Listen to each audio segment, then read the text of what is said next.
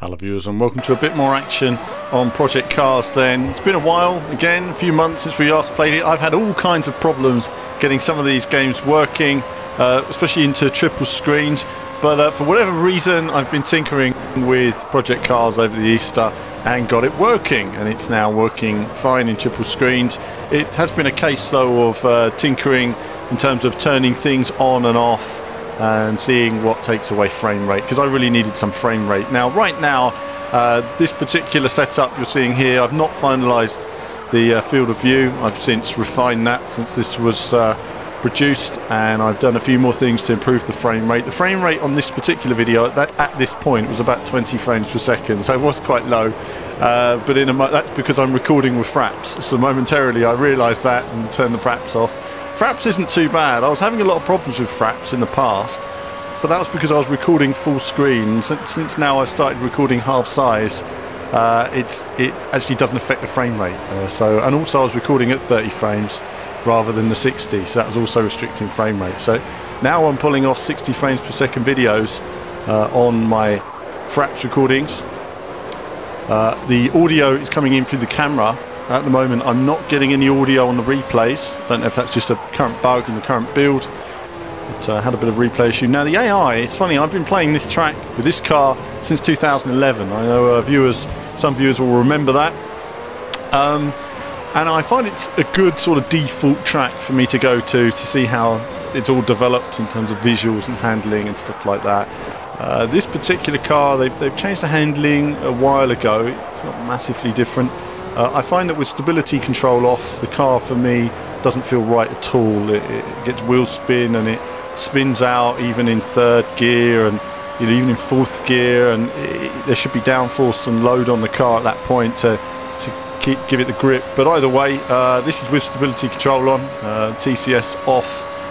The lights on the wheel as well, they only the outside lights seem to light up for me rather than the old lights going across, so it gives the impression of short shifting when that's not in fact the case. And the tone of the engine has changed as well, so that's interesting. But overall though, I've got past the AI. The AI is actually worse now than it was 3 years ago, or 2.5 years ago should I say. But I'm sure they're working on it. There's lots of little things you can set in the main settings, and I think for that first lap I was just hovering around behind everyone, trying to keep it nice and clean. And then you do lots and lots of laps and you improve your feel, and how early you can turn in without losing it, how quick you can get on the power. It's still a bit tentative down there on getting on the power, so I'm not using all the road. And again here, not carrying the speed in there I would normally, just because I want to get in up the hill and quickly get on the power there. You kind of want to keep some throttle through that corner so that when you get on the power, it's just right for the engine balance in terms of torque up the hill and through the slow chicane. I'm struggling with the exit on that chicane. Not quite got that. It does push the car wide for me every time. The curb is very high. I'd like to turn in early on the second part of that chicane. That's what gives you a good line and exit around these final few corners of the lap. But downhill braking, that's fine. Not carrying the speed. They're not confident to use all the track yet. Need to do lots more laps. Since I've improved the frame rate and the field of view on my latest gameplays that you haven't seen, it's handling a lot better for me. I'm getting more from the car, so this is all a case of getting a feel for it and just getting a chance to actually enjoy Project Cars again. Now, sometimes it's strange that you occasionally see input lag on the video, but you don't see it in real life. I mean, I do look at it sometimes and I don't see the input lag when I'm actually playing.